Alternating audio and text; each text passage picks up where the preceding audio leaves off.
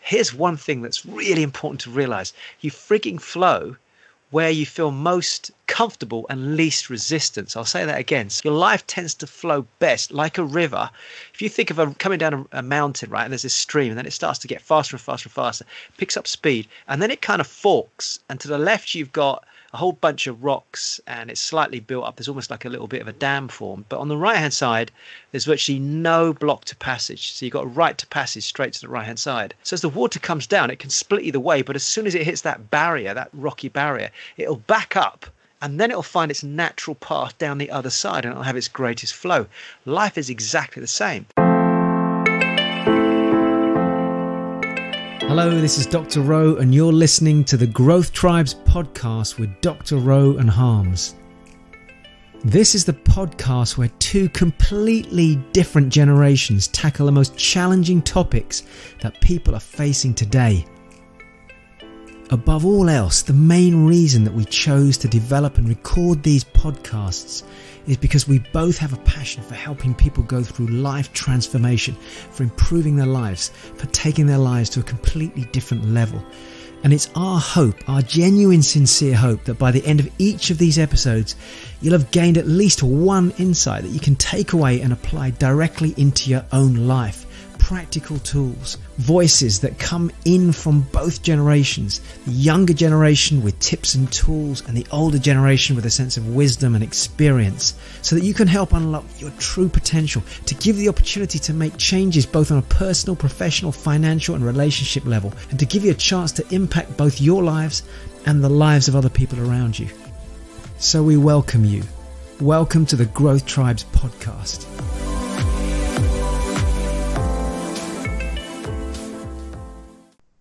Hi, it's Harms here, and you are listening to another episode of the Growth Tribes podcast. But before we get into it, here's a special message from Dr. Rowe himself.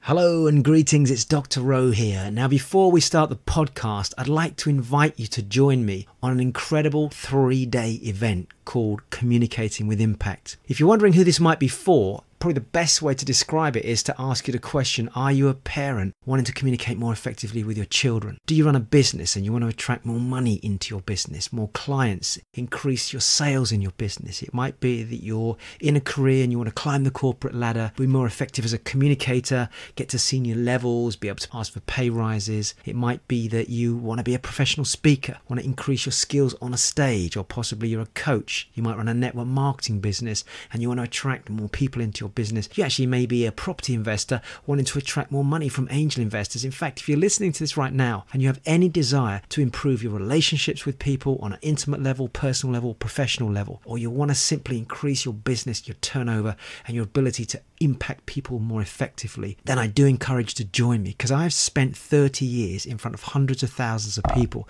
and I've developed a system of 38 components which anyone can operate with, anyone can apply, no matter what your background. It is a passionate, inspirational, motivational and information-packed event where you learn how to engage people, how to grab their attention, how to get a message across quickly in any situation, whether it's one person or 10,000 people. So what do you do next? Go to www.drrowe.tv/CWI. Go have a look at the booking page there, find out more about it, and then get yourself registered and come and join myself and Harminder at the next CWI event. Dr. Rowe signing out. Awesome. So this episode, we are talking about the question and discussing around the topic of flow. Why can't I get into the flow? And I'm not talking about, when you go to a GP appointment and they ask you the question, how is your flow? This is a completely different conversation. And I got Rowe with me once again, and we're going to be talking about the question, why can't I get into the flow? And I thought, Rowe, the best way to approach this is just to start with, what does flow mean to you? Because for some people, it's going to the GP and having them ask them that question. For some people, it's something completely different. So what will we be exploring as part of this episode? Thanks, Harm. And hi to everybody listening. Good subject, actually. Not one that I've heard brought into the public space for a long time. There's an old tape set, and I'm using the word tape set here, from what I think, from memory, was a Russian chap. And I was probably given it 10 years, maybe 15 years ago. And it was really going into the concept of flow back in those days. And you don't really hear it much, do you, these days? Every now and again, you'll hear people say, yeah, I've got to get back into my flow. But there's a more modern terminology now, mojo. I don't know if there's anything else millennials use. High productivity, that's right. And I think that's what's causing a bit of the concern, is all linked to productivity and growth. And so I think we can maybe tackle that as well. It's a Generation X. I mean, it's definitely something from my era. People used to talk about flow. Oh man, how do I get back into my flow again? So I think you picked a great subject, and it came off the back of a conversation you and I were having. I have been a little bit in and out of my flow. Maybe we can tackle that subject. You can pick my brains on that just in a few minutes. But you've asked the question, what does flow mean? So for those of you listening, it'd be really interesting to see if you're driving and listening to this, we're going for a run, whatever, as I'm talking and Harminder's talking, start to tune into what your body's telling you. Because if I give you an indication of this is a Dr. Rowe definition of what I think flow is, but everyone's got a slightly different meaning to it. But for me, flow is when you're doing something, and whilst you're doing that thing, like for example, recording one of these podcasts, time just flies by. The word I used to use a lot is effortless when I was working with people. If they were coaching me and I was coaching them, they wanted to get back into their flow. They wanted to get things moving again in the business, on a personal life. I'd talk to them about, when do things feel effortless? And they'd say, what do you mean? And I'd say, it's when you're in your flow. And they go, yeah, I know what you mean, actually. It's when what you're doing has no resistance whatsoever. You're just doing it. It's flowing. And I know it sounds like a cliche, but that's exactly what it's doing. It's flowing. You feel most connected with yourself as a person. You get this sense of there's nothing misaligned. Every cog, if you think of it as a mechanical machine, every cog in your body is just synchronistically moving. They're well lubricated. The world around you is just in harmony with you. You don't feel any resistance. You're not in arguments. You're not in disharmony with anybody, with not just with the people around you, but with what you're doing in that moment. In other words, what you're doing in that moment with the universe is in such synchronicity that there's no resistance or pushback from the universe. And you know what? The funny thing is, when you're in flow, you can feel completely at peace. But at the same time, you can feel totally energized and vibrant. You can feel enlightened. You can feel all of those things at exactly the same time. And the odd thing with flow is it can happen in any area of your life at different times. And I think the key, and we'll talk about this maybe during the course of this particular podcast, the key is to tune in and understand. And this is where consciousness comes in now, Homs, is why am I actually in flow? What am I doing right now to create that flow? But the challenge is when you do that and you become conscious, that's when you can go out of flow. So we can maybe explore that concept as well. It's a bit of a long-winded way of explaining what flow is, but it's, for me, it's a real very vivid picture. It's an experience that I've had many times, but I've also been conscious when I've been out of it. Does that description make sense to you? That does make sense. And it's fascinating listening to somebody of your generation describe flow, because one of the challenges I've had is flow to me was very simple. It was, if I was working on something, and the working part is the key element here, if you're listening at home, is when I was working on something and time flew by, that's the only way I felt I was in flow, or the only way I should have, or I thought I'd be describing myself to actually be in flow. Right. And I didn't realize that actually you can be in flow in other parts of your life. I wasn't being conscious about being in flow in other areas of my life, just like you've described, Rowe. Yeah. I was solely focused on, and I would get frustrated if I wasn't in flow when I was working, but I would dismiss the other areas, the relationship part, the sports, exercise part, all of those other dimensions that make up our beautiful, harmonious worlds. I dismissed it all. And I said, as long as I'm in flow when I'm working, that's exactly what I should be doing. That was a challenge. This is an interesting point you're raising. And, the question is, why can't I get back into my flow? Actually, then begs the question, well, hold on a minute. Which area of your life are you in flow? Which area of your life are out of flow? Because the truth is that, and you've just put your finger on it, we actually aren't conscious of it sometimes. We're just in it and we're out of it. And it's only when something pushes back, it's like you're pushing against a door and it suddenly swings back, bang, and slaps you in the face. You go, fuck, what's happened there? You go, shit, I just feel really out of my flow. But then if I was coaching somebody, I'd be like, okay, well, let's just back up for a minute. Let's talk about the last couple of weeks. Let's talk about the flow of your life. And then people start to expand and describe, well, I did this, I was with my kids and this happened, and I was out with my girlfriend, I did this, I was out running the other day and this happened, and I was in my business and then this. And then you listen to them, you can actually hear from the conversation piece when they're in and out of flow. So actually, it's not that the whole life is out of flow. It's usually that a certain area is out of flow. And I bet if I asked you the question in the past, when did you feel most out of flow? You'd probably say, well, it's in my work. That's when I got the most frustrated, but when I felt the most blocked. without realizing you may have actually been out of flow in other areas as well.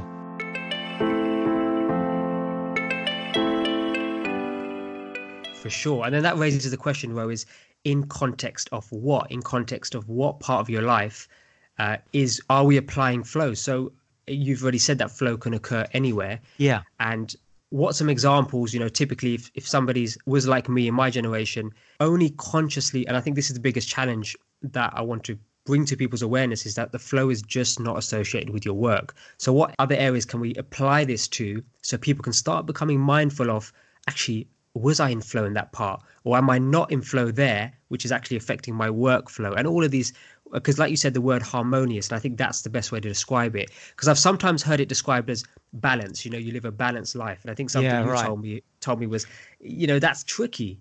Even the term balance is a controversial conversation. Anyone that's listening to this, if you've been onto our Growth Tribes community and you've gone into the Vault, for example, there's a whole video series in there on life balance. But I open by saying I actually don't necessarily believe that we actually have life balance. I think it's about life harmony, because the minute you talk about balance, that means you're getting everything in exactly the same balance, but nothing in your life is ever static to create that balance. Whereas harmony is about making things move together and flowing together. So, you just press the button on a really big conversation. Is there such a thing as life balance? Or is that just us trying to create some sort of image in our mind that everything is suspended in exactly the right spot and I don't want it to go out of synchronicity? Which is just impossible, because the world is a moving mechanism. It's energy, it's a flow. I think the balance comes from that feeling of everything has to be perfect. Right. That perfect picture, that perfect life. I want the healthy body and the perfect relationship. Yeah, right. £1 million And I'm at getting work. pissed off because I haven't got it. We deliberately didn't structure this particular podcast in any specific way. Some of the podcasts we get outlined and we say, right, we want to cover these key points, and then you have your questions which you fire at me, and then we just go for it. Whereas get to the flow. Yeah, today is just really, I want to sort of go with what you're saying as well, so I can bounce off. There's a 20-30 year difference between us. What is it? Yes, it's over 20 years. So it's nice to get a sense of your language patterns, which are reflective of your era and your age group versus mine. I think while I'm there, I want to bring some philosophical, and maybe because I've done so much work in this field over the years, is here's one thing that's really important to realize. You frigging flow where you feel most comfortable and least resistance. I'll say that again. So your life tends to flow best like a river. If you think of coming down a mountain, right, and there's this stream, and then it starts to get faster and faster and faster, picks up speed, and then it kind of forks. And to the left, you've got a whole bunch of rocks, and it's slightly built up. There's almost like a little bit of a dam formed. But on the right-hand side, there's virtually no block to passage. So you've got a right to passage straight to the right-hand side. So as the water comes down, it can split either way. But as soon as it hits that barrier, that rocky barrier, it'll back up, and then it'll find its natural path down the other side, and it'll have its greatest flow. Life is exactly the same. So when somebody tells me I'm really in my flow at work, that usually tells, they say they're married, they've got kids, whatever. Now, see if you get the analogy here. You can tell where I'm going with this, can't you? Yeah, so what that tells me is that when they go home and they split down that river, that fork in the river, something at home is more resistant. It's like there's rocks there. They don't feel completely aligned. They don't feel their values are aligned. Maybe they're not getting recognized. They're not getting the acknowledgement. And this goes back to the 6 basic human needs that we have. But guess what? In work, doing really well, pats on the back, recognition, pay rise, email goes round. Hey, Harmina did a great job today. Let's all recognize him for that. In fact, you know what? He's now going to be made another level in the company. So all of a sudden, our flow increases at work and it reduces at home. If anyone's listening to this, just think really carefully. This is I'm making quite a deep statement at the start of this podcast, because virtually anywhere that you go that you feel the most flow, it's because there's no universal resistance to who you are in that space. Is this making any sense? I'm going deep. I wasn't expecting to go this deep so quickly, but I wasn't expecting you to go that deep as well. So I'm processing that in my mind, and I'm even trying to be self-reflective as you're saying it and saying, right, was that the case for me? And I think at certain times in my career, my past career before business, the business life was actually, yeah, that was true. The work was going great, so I was in flow there. And were you getting recognized?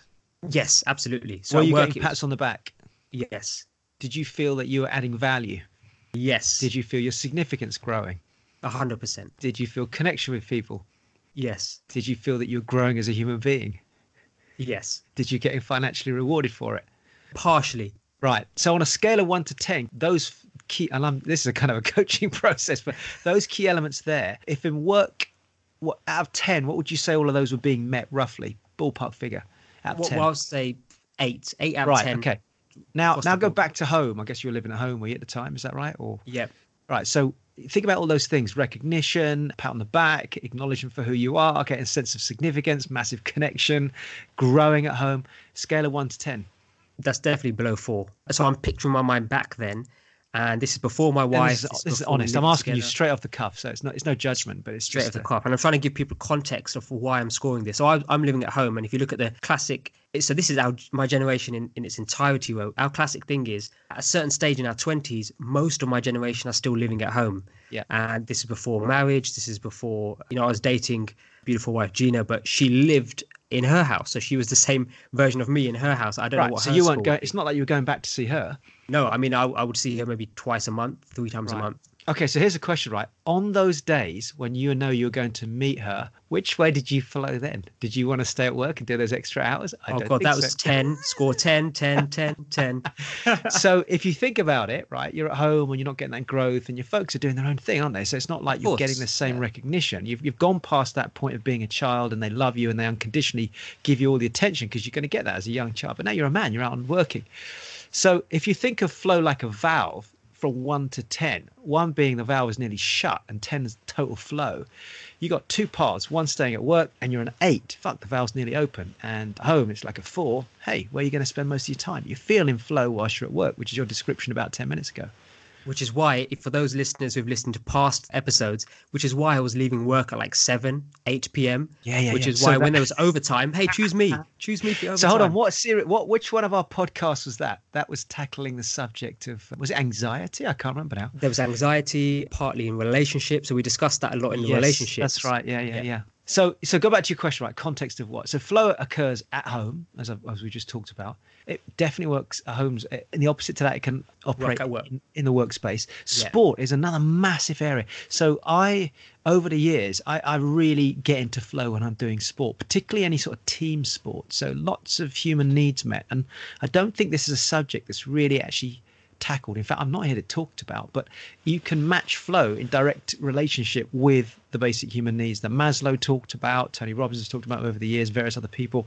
These needs get met in different ways. And so when you're in sport mode, you're definitely pushing yourself, you're definitely growing, you've definitely got variety, you've definitely got certainty, you can give yourself a real challenge, you got a sense of growth, all those needs are met. So flow, adventure, I used to climb a lot, mountaineer, all those sorts of things.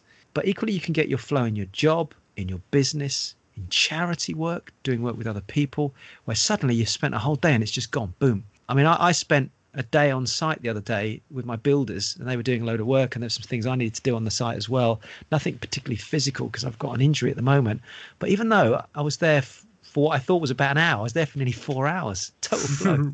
I mean, that's your world, especially because there's a renovation going on, it's property. That's right, yeah. There's engineering, lots of things going on. Exactly, yeah. So very good point actually. There's lots of little things, and they were asking me some questions. We were looking at the underfloor heating. We had to try and work out these plans, and what about this? And I just got back into that whole world of just giving some value, trying to solve a problem. And this is where, we'll come to this at the end of the podcast, but there are ways to identify how to bring yourself back into flow.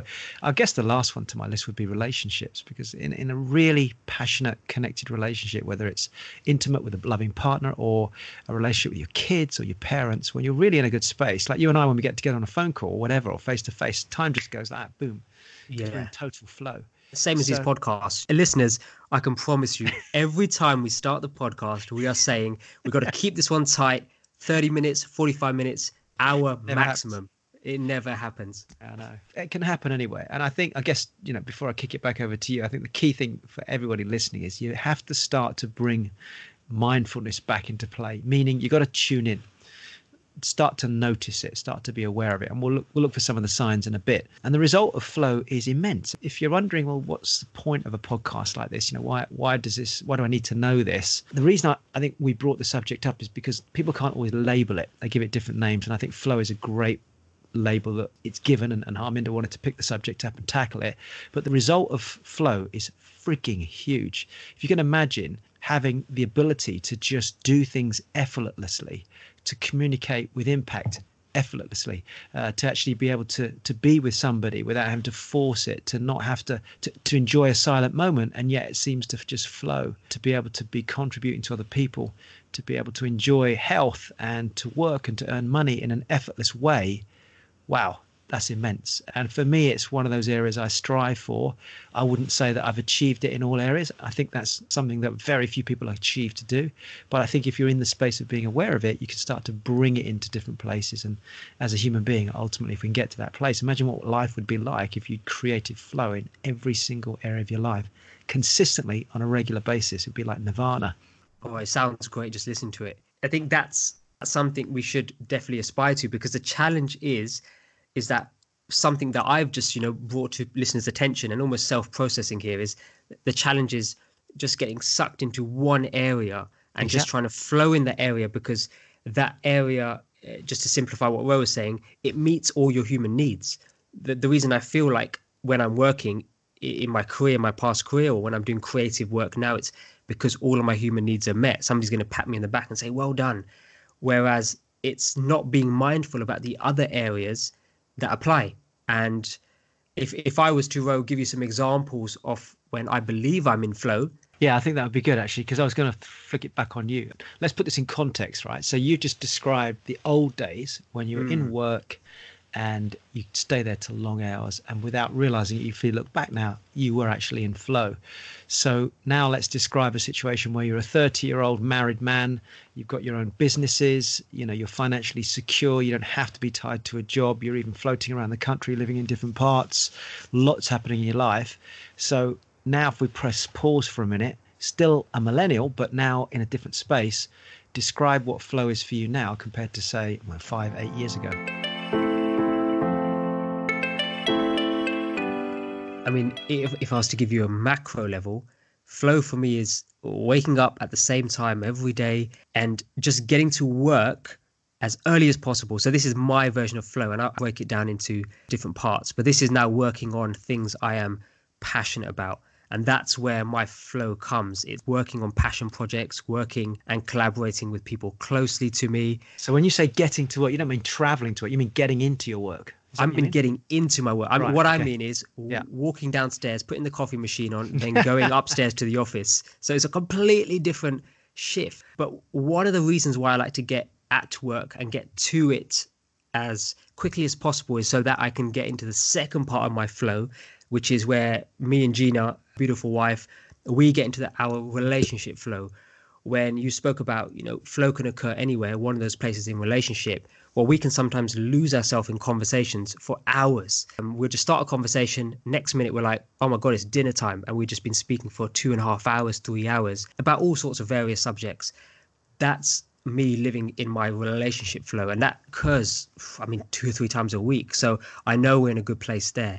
So that's what flow looks like to me. And if that gets disrupted, then I feel it. So I know what my sort of flow is in a worldly basis, but I'm still missing out flow, Rowe, in other areas. So for example, living away from close friends, I don't really get involved in sport much. I don't really have that adventure such where we can meet up as a group and do sports and do adventure style activities. So there's certain areas which, I still want to get into my flow in those areas because there's a complete block there now for various reasons. So that's a snapshot of where I was spending all my time at work, getting a pat on the back. And actually what's interesting now is the work that I do and the flow and the feeling of flow doesn't come from the pat on the back. It comes from just working on stuff that I want to work on. Very different stimulation as such. I think you'll realize that now.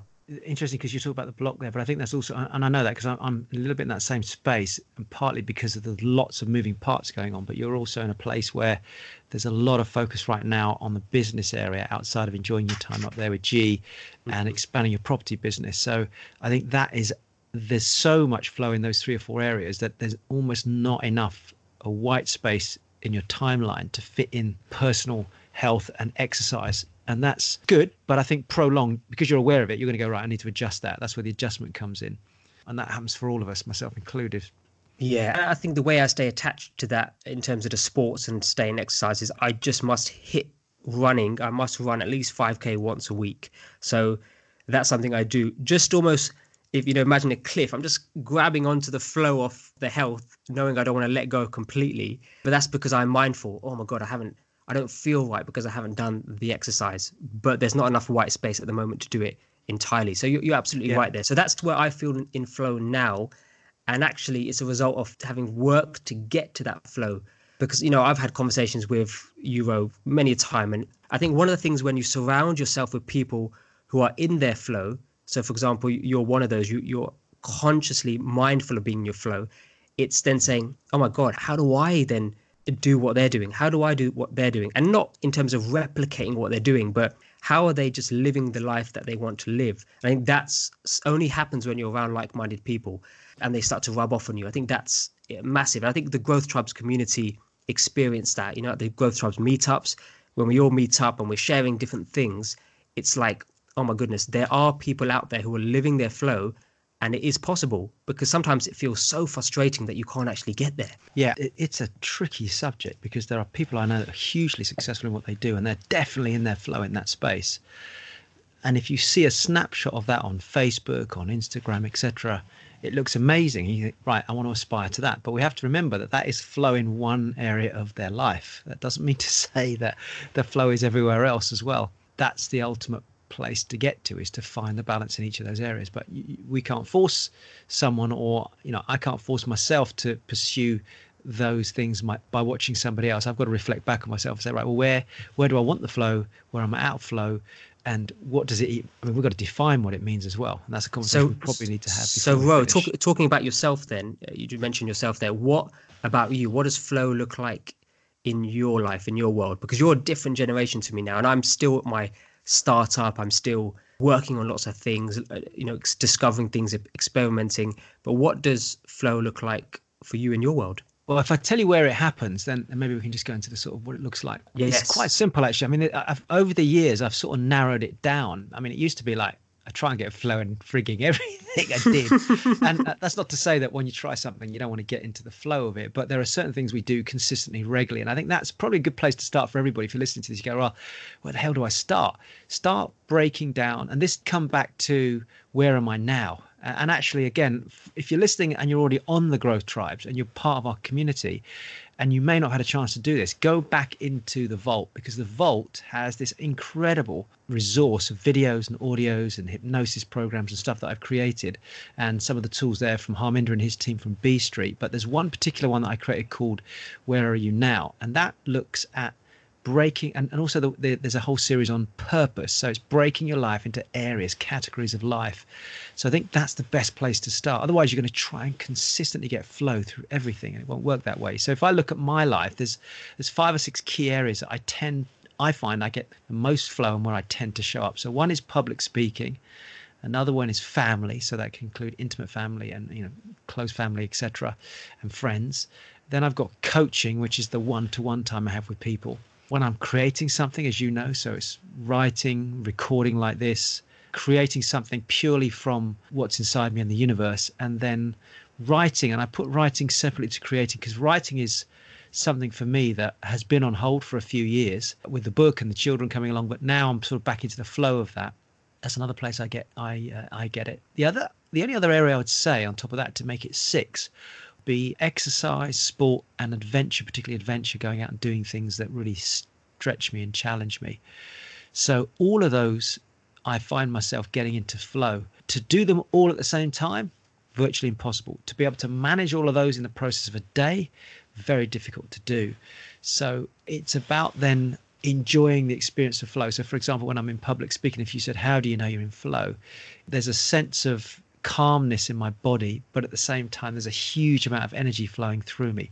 I actually have sometimes no sense of time, as you frigging know, and anyone that's worked with me go, yeah, that's very true. And a really immense sense of giving, being able to just give unconditionally. With family, it's a different feeling. I think it's more about connection.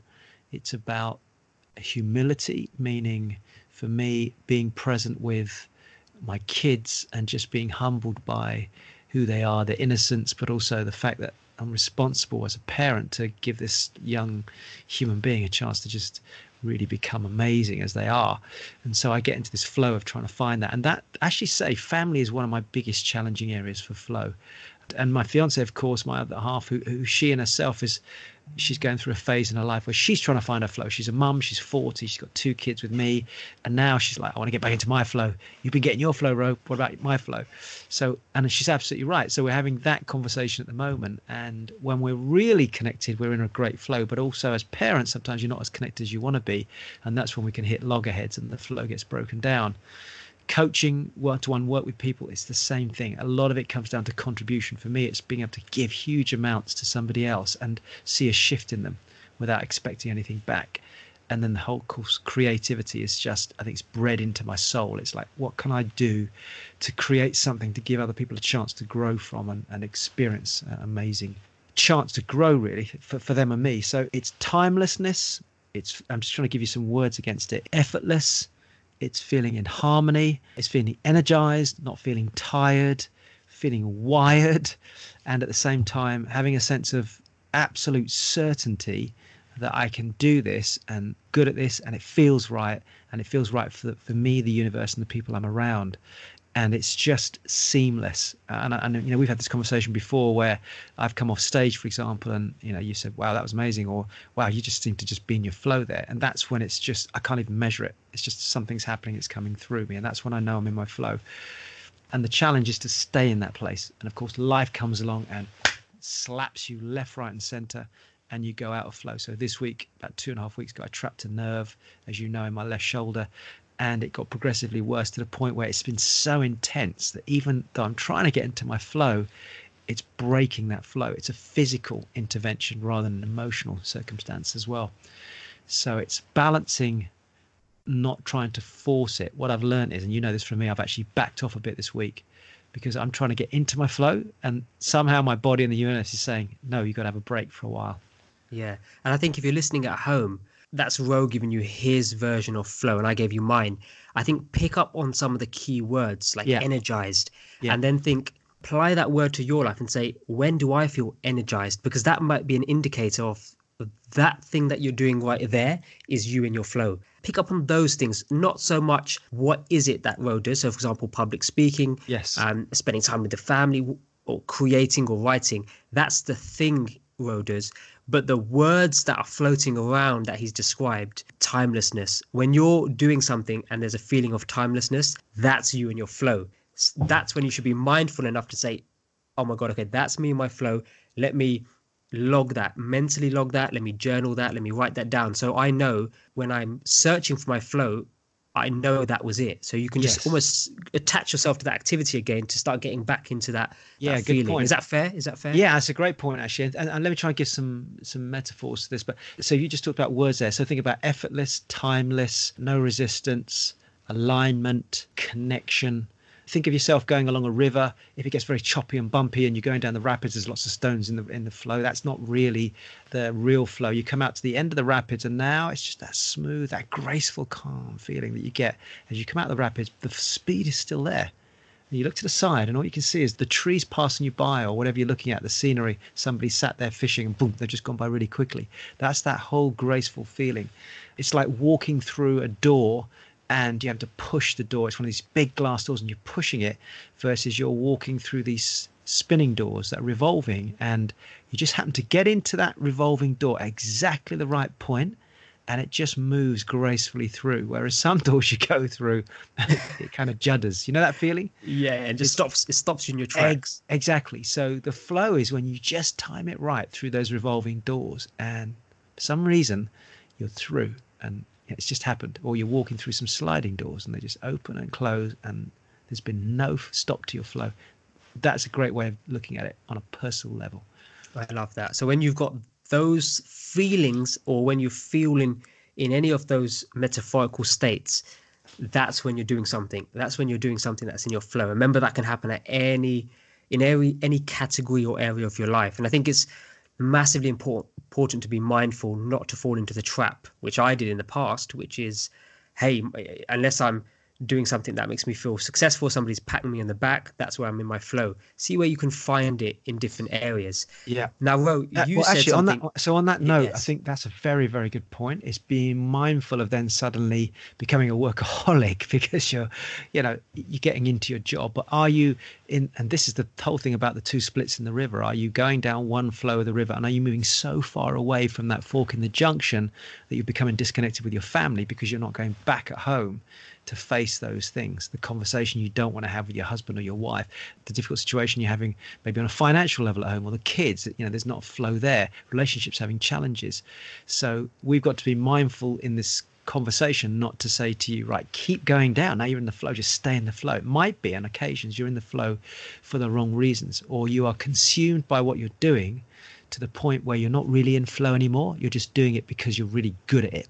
You're good at making money. You're good at working your job. You're good at getting recognition. You're good at doing those presentations. You're good at getting the reports done up in the workplace. So they keep piling more and more on top of you. But what that's doing is creating a block to the flow in a different part of your life. Now, it's a deep point to cover, but I don't know if that's making sense. It's just being mindful of the difference between flow and being obsessive in what you're doing, but it's not really flow.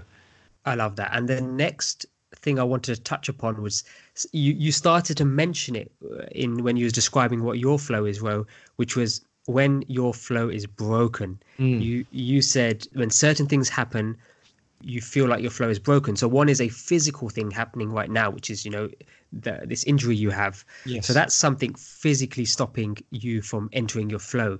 Now, what things have you seen, having coached people, having taught people from stage, having done some interventional work, even having seen the Growth Tribes members, and so many of them are entrepreneurial, so many of them are constantly in their flow with various different things.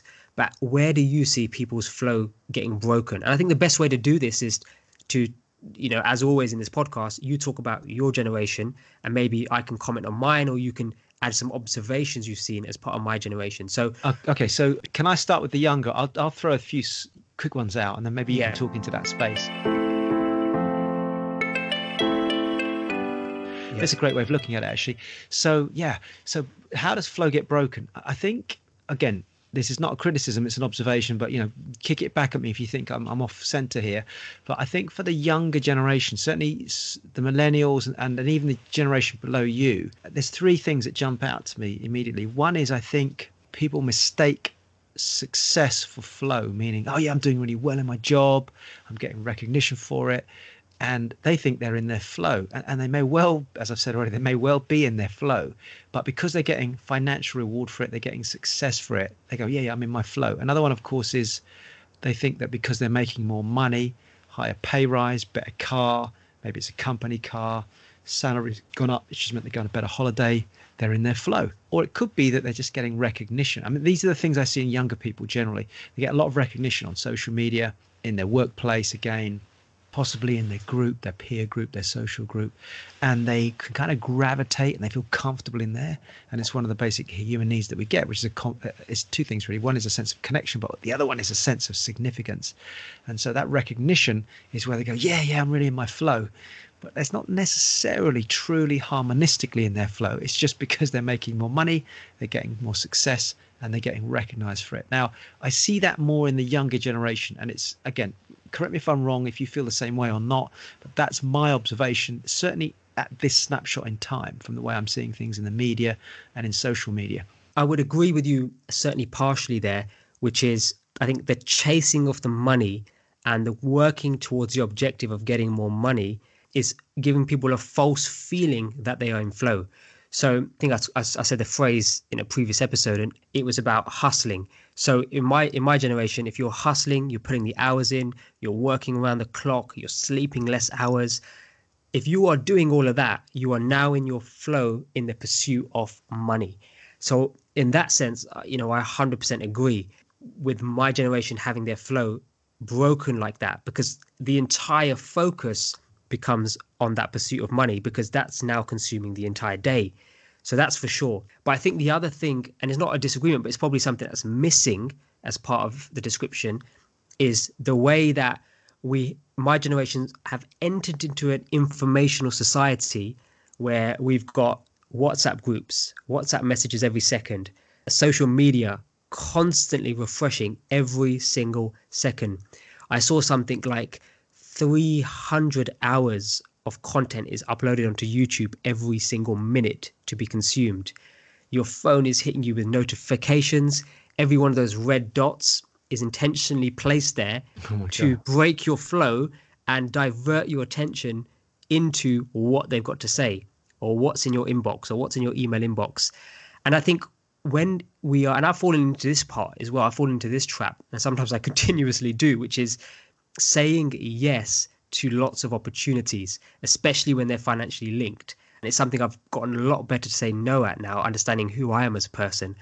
But one of the things I did in my early days, which is saying, yes, that's a great opportunity. Yes, that's a great opportunity.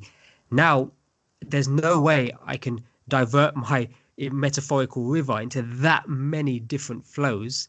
It's near enough impossible, and it becomes overwhelming. And then you get the reverse effect.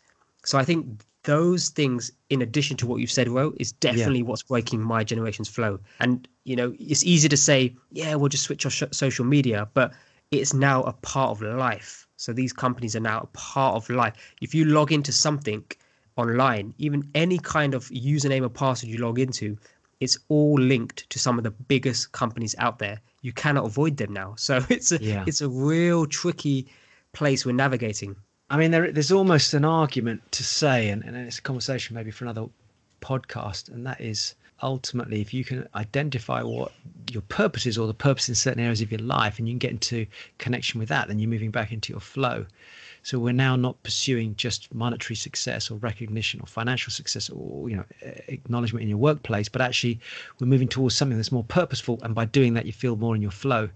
And that's a subtle one, but anyone listening to that, if you just tag into that on the back of this, you might even ask yourself the question, which direction of my life do I want to take things? And then if you start to pursue that with passion, you will actually line back into a sense of flow, and it moves you away from the need to be recognized or to see financial benefit for it. Although that is important, but if that's the only pursuit you've got, you're not really truly in flow there. It's just one area of flow. So where that played out for me, Ro, is when I started to work on things that matter to me as a person, not based on what somebody else was going to say about me. When I started to work on things that mattered to me, that's when my flow started to organically take place. And it wasn't a conscious thing. It was like, now I'm working on things that matter to me. I'm in flow. So that's probably another way to describe what you've just mentioned there. Yeah. I mean, okay, so that's a good point, actually. The youngest generation, let's just quickly tackle the older, because you're asking me about blocks. Yes. With the older generation, it's slightly different. So my generation, the 40s, 50s, 60s, although I'm sort of somewhere in between all of that, I think actually they're a little bit lost now, because when we were brought up with this whole philosophy of get your head down, get a good education, get a good degree, work hard, pay off your mortgage, and don't question stuff. Just get the frig on with this. And you got to get, especially education. That was a big thing. Got your degree, got you into a good job. So that whole thing through the 60s and 70s and 80s. And we know, and if anyone ever questioned, was that really the big drive? We had a culture of college, polytechnic, and university. You know, college was, in terms of, call it A, B, and C. A being the top, which would be university. B being polytechnic, and then C being college. And you'd meet somebody in their career and they'd go, so how you getting on? Yeah. So where did you study? Oh, I went to this college. You go, oh, you went to college. Where did you study? I went to Polytechnic. Oh, right, you went to Polytechnic. Yeah. You're into university. Oh, you went to university. Which university did you go to? It was a completely different reaction you got. And you were categorized. So we weren't told about flow. We don't talk about purpose or anything like that. So I think people at my age group now have got to a point where they're seeking a deeper level of understanding. When we have to get out of our heads, because that's how we grew up. It was all about good education, study hard, prove yourself. The 90s all about one-upmanship, competitiveness. Women came into the workplace more, and there was this whole masculine feminine shift. It was really crazy. So I think we almost need to go back to my mum's period, where things were slower. We were more present with ourselves. We're not like that. I don't think either your generation are, or even my generation are, because there's so much going on. And my generation are feeling, oh shit, we're being left out. You know, we can't keep up with technology. What do we do? So I think we just missed flow. I don't think we had it. We weren't conscious of it. And if you did get into it, you just carried on. So that's fascinating, because it's it's a good almost period like in your life. Yeah, that was a good period. Actually, no, you were really in your flow. What the fuck's flow?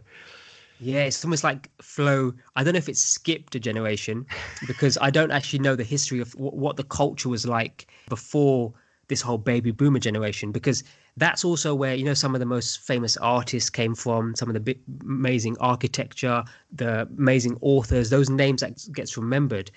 They they They were in their flow.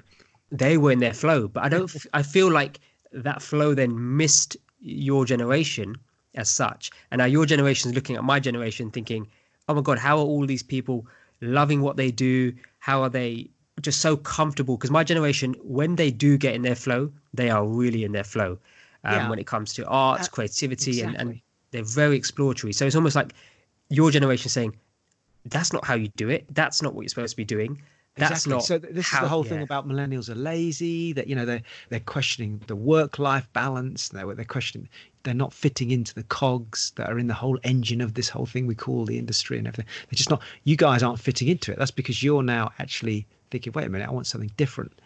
And you are getting the benefit of social media by the fact you're seeing other people out there. And this is the challenge. People are mistaking flow for a snapshot. Whereas my generation are still wondering what the fuck flow is. You know, think about it, we grew up with the ZX81, which was the early computers. Technology was just taken off. We had the Macs coming in, we had IBM coming in, technology took over, everything was rushing really fast. We had to try and keep up with that. Got to upskill, otherwise you're you're out of it. We went from card-driven computers where there were like little holes in them to suddenly disks, 3.5-inch discs, which you probably don't remember, but they were discs on a computer, to suddenly these hard drives, to solid state drives, all this stuff. Jobs were changing.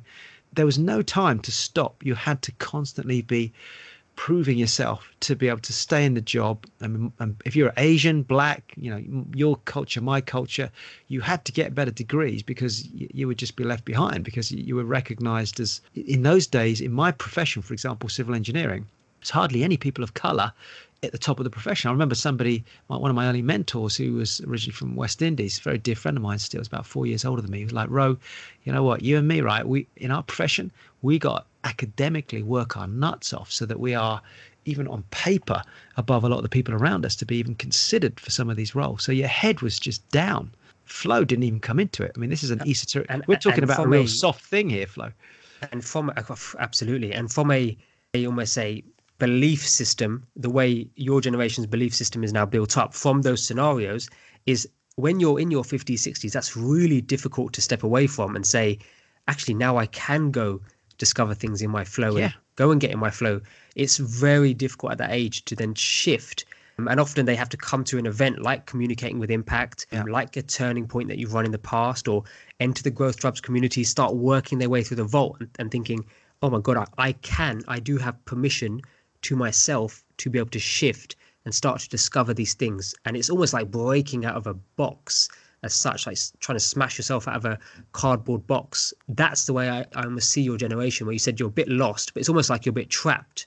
Yeah, trapped in an old school thinking, and the thing is, the Yeah. longer you go there, people struggle to get out of it. That's what I love when I see people coming into our events who are 50, 60 years of age. Communicating with Impact is great because it gets people starting to talk in a different way, and it also is about mindfulness and presence. There's so many different elements.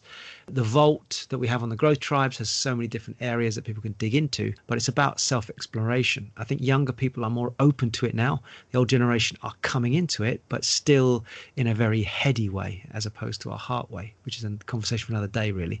Absolutely. So here's an interesting one to throw at you, Ro, is you spoke about the older generation, and my generation are going to be coming up to this part of their life, which is children. So how do you manage your flow when you put children in the equation?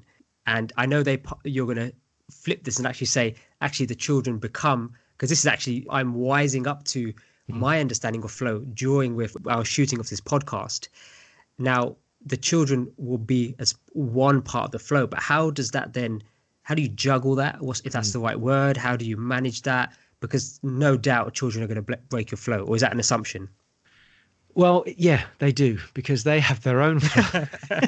Actually, kids, if you want to know about flow, just watch children, particularly between the age of 1 and 6. 6, they start to become more conscious. If you study the human development of the mind and how children are, their language patterns change. They're less, up until that point, when they're unconscious, it means that time just passes them more. You could be walking along with a 4-year-old, they just stop.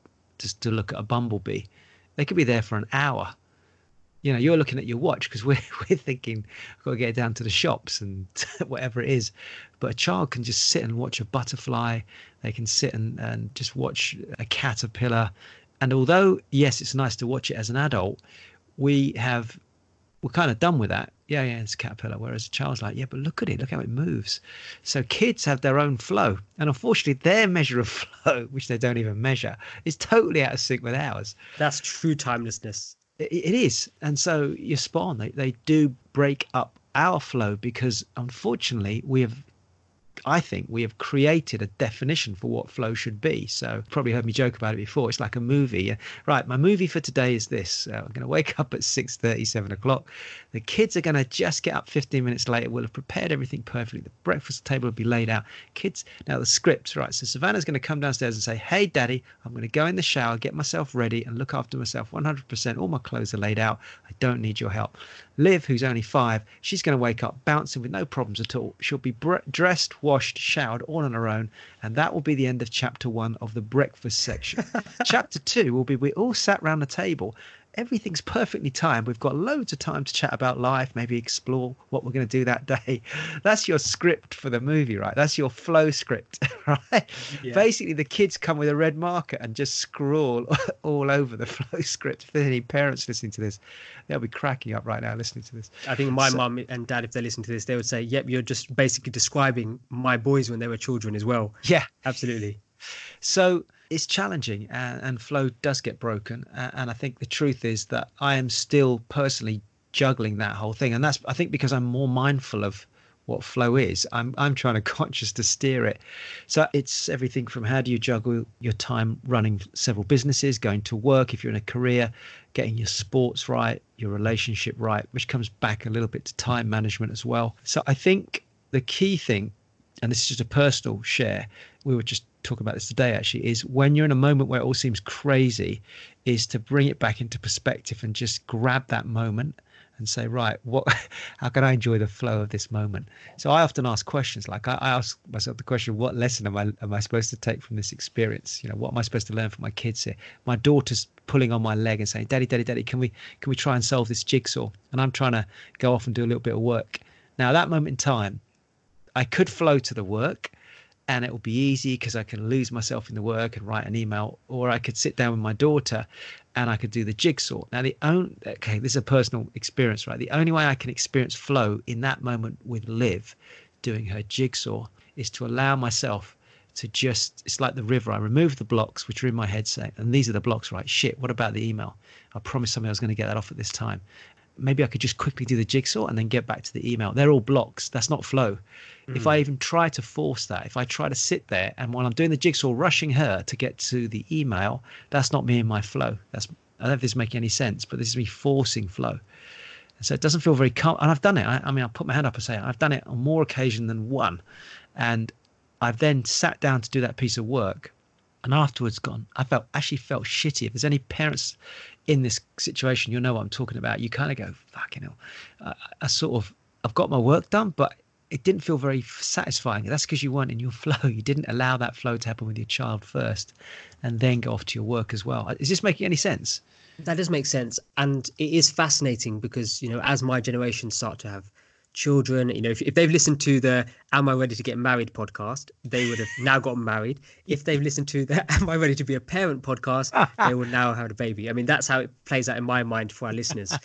So I think it is absolutely fascinating. And it's interesting because it's almost like saying that self-talk that was happening, the block in your mind is just trying to get that done quickly, and it's trying to be, and I've really started to dislike the word, but it's trying to be as productive as possible in the day, get everything done. Isn't that heady? That's heady, surely. Heady. And flow is not about that because it's timeless. And I know we're being a bit soft on the skill here or the experience, but flow can be heady in the sense that it can get productivity done. But that's a slightly different conversation to what the one we're having here. Yeah, and I think the heady part comes from the actual, how do you ensure that when you're doing what you're doing, it is practical? I think productivity, things like that can be applied to work. Okay, how do I get my work done without any distractions? How do I work through my tasks? That's great for productivity. But I think the flow comes from the feeling that you get once you're in that zone. Yes. So yes, we can get technical with, I did a live the other day on, okay, I just use Post-it notes. I've got big tasks. When I'm really struggling to get my flow, I'll put some Post-it notes out in front of and just start working through them one by one. Yeah. So that's like a productivity hack or productivity tip. But the feeling attached to actually working through that day is not heady. That's a heartfelt feeling at the end of the day. Like, okay, that felt great. So I think when you are doing the jigsaw with Liv, it's a case of just do that. Yeah. Be in flow in that experience. I think if you was to say, if I was in that situation, I'd be asking the question, what's most important? And I think doing the jigsaw with Liv would win 99% of the time. And it does take a moment to pause. I mean, you've been at events where my kids have been there, and you've seen me coming on stage, or I'm on stage and I'm trying to get ready for the next section, and you've seen them run up, haven't you? And I mean, it's the cutest thing. What do you notice about, because you're observing it from the outside, what do you notice about me in that moment? I've got my notes in front of me. I've got other people kind of waiting to see me, and Liv runs up or Savannah runs up. What do you observe? Because that'd be a good indication if you think I'm in my flow or not. So what was fascinating at the most recent Communicate with Impact event is you took a moment with them, but then you got back to the matter at hand, which was, you're running an event for 100 people. You're teaching them how to communicate with impact over 4 days. The next one is for 3 days. I think that's how you managed it there. But that's very different to the scenario you just painted, the picture you just painted, because now you're at home and you're comparing your time with Liv versus an email. Whereas there you're comparing a moment with Liv, which, your I think partner they were was wanting there to jump off the stage. There was one point, if you remember, they were trying to jump off the stage and practice. I know. But because they were so cute, we had the whole team was almost attracted to them, taking care of them and things like that. So you could stay focused on teaching these 100 people. But I think you took a moment with them. That's me observing visually. Yeah. But you then went back to... But it didn't break my flow because it felt natural. It felt natural because they naturally, and they've done that with a few of your events, actually, they just naturally float through your events. It's quite fascinating. Yeah, that's true. Watch, Yeah. And that's because they feel comfortable there. And that's another indication of flow, is when you're in your flow, so it's a great indicator, just to flag up while people are listening. When people are comfortable around you, when they move around you in an elegant way, it's like a dance, and there's no jaggedness, there's no edginess. That's a really good indicator that, oh, wow, I'm in my flow at the moment. Whereas when you get resistance and people don't feel in that space, they don't want to be in that space, you are definitely not in your flow. So flow is actually a huge magnet. It creates, from a law of attraction perspective, it's a massive attractive force. So that brings us on to the question, Rowe, which is, how do we get back into the flow? So let me just summarize what we've covered so far, which is, what does flow mean to you? And you gave us an amazing description. And then we work through the fact that flow can occur in different parts of your life. It just doesn't have to be attached to work. And the way we can trigger this is, just being mindful of when you are feeling in flow. And then you describe lots of different metaphorical words that somebody can associate with their task. You've also spoke about, and we discussed, older generation versus younger generation, and what physically breaks their flow, what mentally breaks their flow, what external factors also break their flow. And we've gone deep in this episode. I was expecting, going into this, I was probably approaching it from a headspace as well, in all honesty, thinking, okay, we're going to talk about how to make people more productive. That was almost my approach. But as we've explored this, it's totally the opposite. It's not to do with that at all. So I think what we could do and leave listeners with, I mean, we were hoping to get this done in an hour. I think we might just make it. But the question is, how do we get back into the flow? What are some things that we can do? And I think if we approach this from two different approaches, left brain, right brain, and give somebody a logical way, but also give somebody a way which is from the heart space. Because I personally feel, if there's one big takeaway that every listener needs to take from this, and of course you take your own parts, but that is that flow really comes from a heart space. When you're really in the flow and you're feeling all of those amazing things, effortlessness, timelessness, connection, the joy, the calm at the same time, that harmonious feeling, that's all from a heart space. And having been in that flow various times in different things, that's the place. It is nirvana. I think you described it with nirvana, the word. Yeah, absolutely. So, is okay, so nirvana. let me tackle the right brain. Let me just kind of Okay. do a bit more of the sort of spiritual connected side of it. And maybe if you want to go for the lefty, if that's all right with you. Okay, sounds good. Before we do that, actually, so if you're listening to this, the way to look at this now is, okay, so we've done, gosh, nearly an hour on this. I would say now you have this awareness. It's about awareness is the first step to any change or transformation that you make, is take some of what we'll talk about now before we wrap up, and then try and go back into the space. So whether it's personal life, business life, professional relationship, whatever, and be aware of when you feel you're in your flow, and actually start to, if you can keep a journal or something close to hand, or your phone, if you want to put it on your phone, make a note of it, is what's happening. So very quickly, what am I feeling? What am I noticing? What's happening around me? What things are creating the flow? Why do I feel in my flow? And notice some of the things that you could extract from that, take, duplicate, and model in another area of your life, because a lot of these things are transferable. There's certain things that we do, certain things we say, ways that we act when we're in our flow in one area that we've got to learn to translate and move across into another area. So it's about mapping it and modeling it in different areas. If you're very good in your workspace but you're struggling in a personal life or relationship or your money, for example, then let's take some of the great skills in your work life where you get into a flow, and let's extract those tools, because that's basically what they are, and move that into another area to start to generate. It's a bit like taking the oil can out of one part of the engine where you've left it overnight, and you go, right, we've got to go and oil the back of the car now, and we're going to go and oil the drive shaft. So we're using the oil, which is the understanding of flow, to place it to another area of your life. Does that make sense, Harms? That makes sense. Yeah. Right. Okay. So 3, 4, 5 things from my side. Number one, I would say it's really important to stop and notice. I've already alluded to that, but just stop and be present. And it's a word you've heard us say a lot over the different podcasts that we've run. But just when you're feeling, wow, this is amazing, I'm in a really good space here. I don't want you to break the space, because you might be actually not wanting to break that space. But if you can have a way to be mindful of that space whilst being, so you're an observer of the moment whilst without extracting yourself from the moment. So Deepak Chopra says, be a silent witness to the moment. So pen and paper, it's almost like an unconscious channeling of what's going on inside you. So you've got your pen there and you just go, right. So yeah, so maybe you've made things more colorful in that moment. It might be that your focus has become really, really acute. It could be, for me, I often find that things become quite vivid. So if I'm talking to somebody, I'm really in my flow and I'm doing an intervention, it feels like their face has been magnified. It feels like things have been slowed down. I can almost hear their heart beating.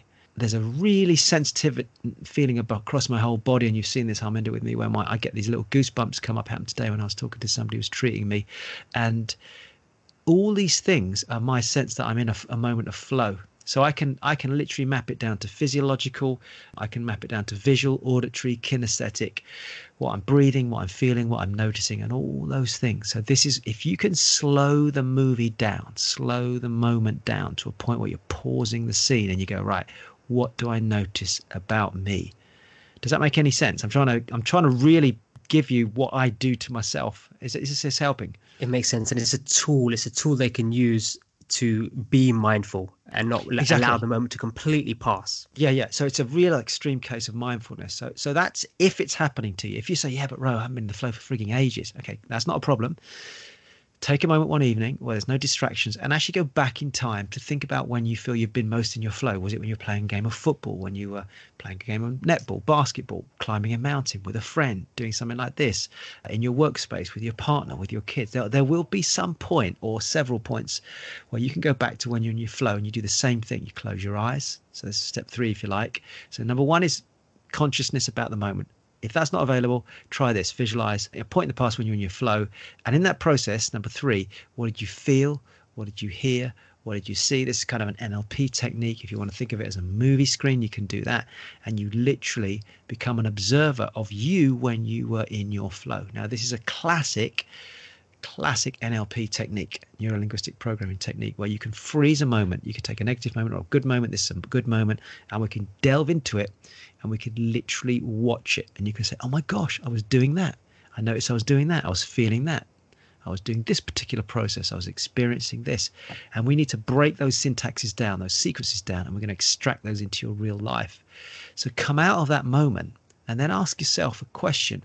where could you apply this next? So I'm having a bit of a block with my, as you were saying earlier, on my physical activity, my exercise. Right, okay, so let me take some of those things I've observed and put those into that area. So it could be, for example, that you are very good at visualizing things when you're in your flow. So you go, right, I'm going to picture myself, I'm going to get some photographs of me getting fit, take some old photographs of when I was fit. I'm going to picture myself going to the gym. In fact, when I get to the gym, I'm going to turn up the sound, because that's another thing when I'm in my flow. I'm really good with sound, music, for example. Right, I'm going to get some pump music. So you're going to do things to trigger, reactivate and stimulate the flow back into that area. And I think that's all I would say at this stage. It's just I'm trying to sequence it, but also trying to keep it kind of touchy-feely, emotional, spiritually. Yes, I mean, that's a fantastic at 100 miles an hour. At 100 miles per hour. And when you are in your flow, it gives somebody a tool, and just to say, okay, let me just slow this down, because sometimes just consciously slowing something down, because sometimes you may be in your flow and you just never realize that was yourself in the flow. Yeah, right. Because you just wasn't necessarily looking out for it. And that thing you've been searching for all along, the reason you listen to this podcast to help identify your flow, you're actually in it. Just needed a case to just actually feel that you was in it, rather than the logical part, which I'll go through now. Is that cool, Ro? Yeah, so just be a silent witness. My message is be a silent witness, and then log it in your journal and start to expand on it. Fantastic. So what I'd say is, on the other part of the brain, the other side of the brain, which is more logical, and I will try not to use the word productivity, but I think the first thing, I've got 5 points which I have jotted down whilst I was working through that process. And number one is, I'd say, firstly, if you haven't done this already, start to walk the path of self-awareness in regards of understanding yourself and just understanding what your personality is. Because depending on what your personality is will actually help you understand where you should actually be doing time in terms of activities. So as an example, I did a high-level personality test a couple of years ago, and one of my traits is I am a creator. So as a creator, it even gave me the things I should be doing, which will allow me to have my greatest flow.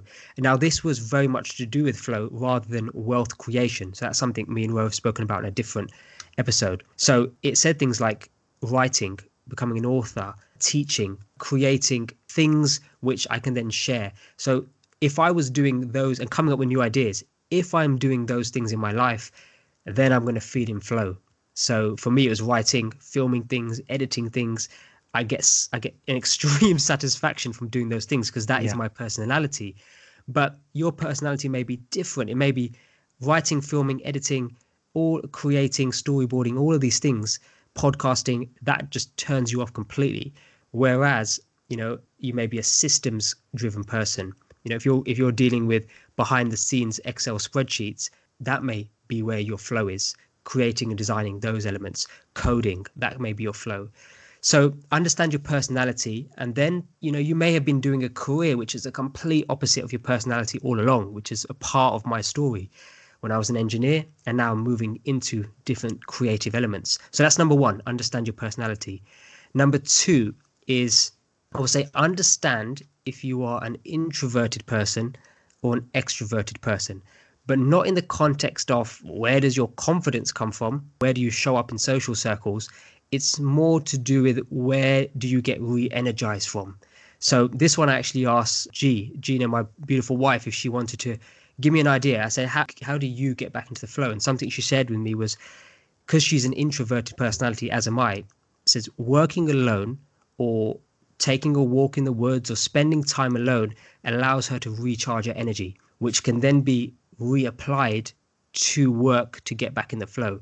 So when you feel depleted, say you just feel, I just feel frustrated, I'm depleted, just understand how you get re-energized. So a quick example, introverted person would be spending time alone. An extroverted person will probably be working collaboratively.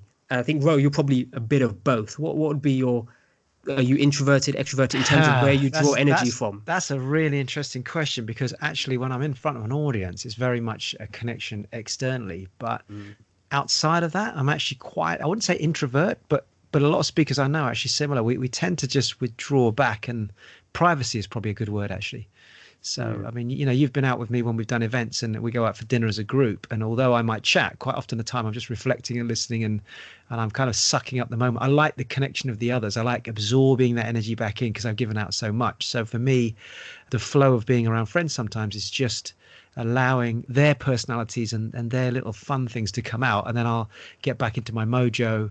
And I like fun, so I'll have jokes and we'll take the mick and things like that. But very much going out into nature is a big one for me. Always has been, just getting back into connection with nature. I love that. So number 3 on my list of things you can do, and these are not in any particular order. These are 5 completely random things. Just maybe choose one of them to get started. So number 3 is, I read an amazing book a couple of years ago called Deep Work. And he talks about the idea of getting into your flow. Can't remember the author's name, but he talks about getting into your flow by allocating complete 0 distraction periods in your day to do whatever it is you want to do. It could be work, it could be family time, but he's talking about disconnecting from the Wi-Fi, the phone, and really just spend that time in a deep work or a deep moment where you're just 100% present with exactly what you're doing. And that's probably easy. Number 3, and if you want to pick up the book, it's called Deep Work. Number 4 is an interesting one, which is creating the deep work block for yourself. So number 3 was about closing off distractions. And, before the distractions take over you, the notifications take over you. But number 4 would be taking it to the next level, where if you really need that time regarding sports, just take, or you got a really important task or work, or you're working on a book and you're just not making headway with it. Something pretty cool, which other famous people have done. For example, J.K. Rowling, she would book herself into a hotel room away from her family. Even though it wasn't a pleasant experience, she just had to do that in order to get into the flow and start writing. The founder or the co-founder of WordPress, when he needed to get into a flow of learning, and this is a cool one, where he sat on the roof of some place, I don't know, somewhere sunny in the USA, with a chair and a pile of books, and that's it. And he just worked through the books.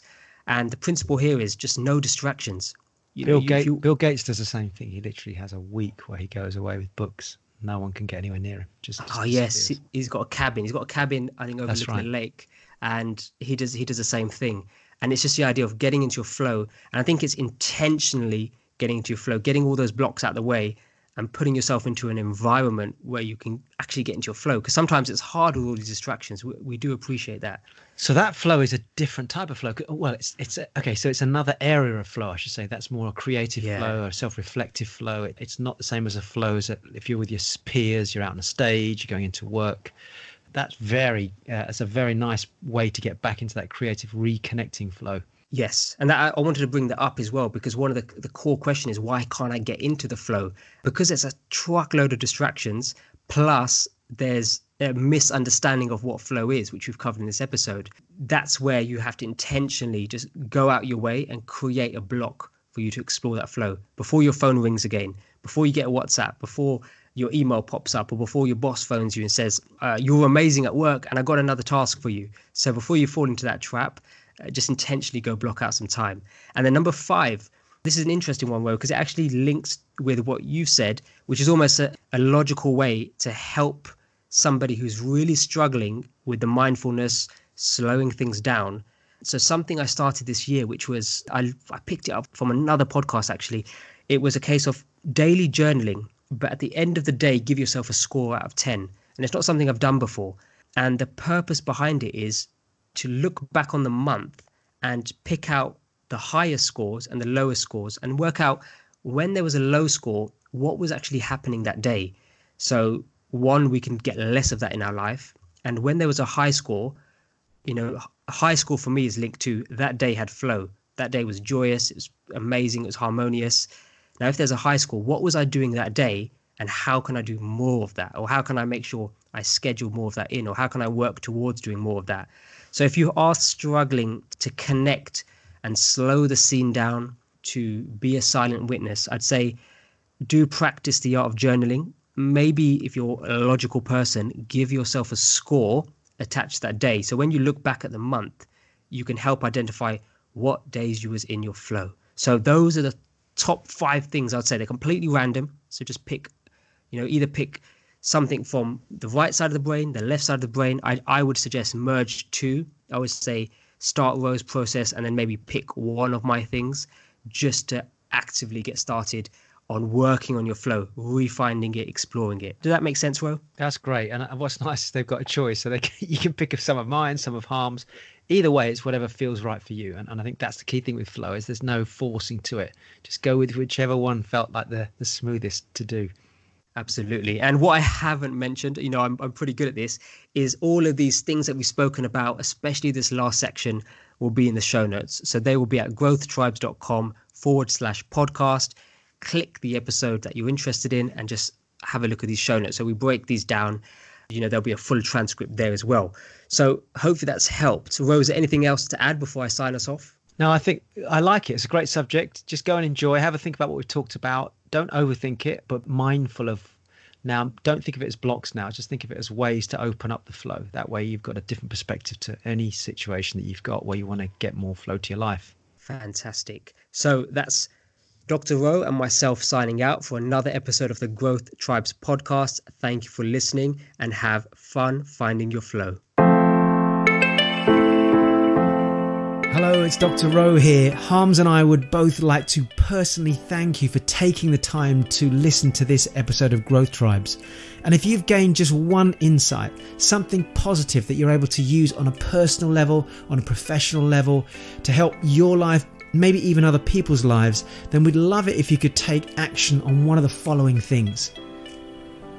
You can either simply subscribe so you don't miss out on any other great insights coming up in the future. You can share this podcast with close friends so they can also get the benefits of the tips and tools that we're sharing. Or it would be amazing if you could give us a review and let others know just how great this episode was. And finally, if you do have a question, don't forget to submit it on growthtribes.com/podcast. Thank you again for listening. This is Dr. Rowe and Harm signing out, and we'll see you again on the next podcast.